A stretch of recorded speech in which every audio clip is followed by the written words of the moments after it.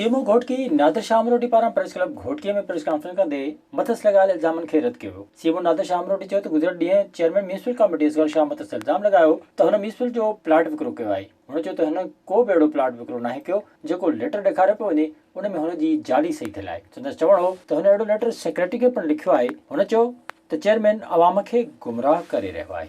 हिकिड़े पासे ॾों उहो ठाहे करे पाण जेको आहे त रखियो अथऊं, ॿिए पासे ॾों जेको आहे त पंहिंजो हुन कैंसिलेशन जेको आहे त रिपोर्ट ठाहे करे रखी अथऊं।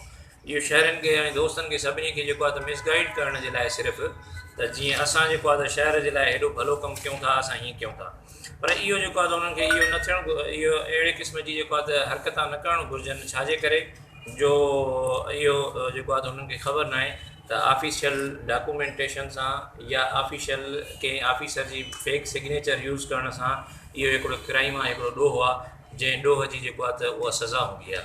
सो मां हिन में मुलविस सम्झां थो चेयरमैन खे ऐं उन जा जेके ॿिया सोकॉल्ड गुंडा ग्रुप जेको आहे, ॿ टे आहिनि हिते दहशतगर्द टाइप जेकी पंहिंजी दहशत फैलाईंदा आहिनि ऐं सभिनी माण्हुनि खे ऑफिसरनि खे ब्लैकमेल कंदा आहिनि, उन्हनि खे मां हिन में मुलविस सम्झां थो।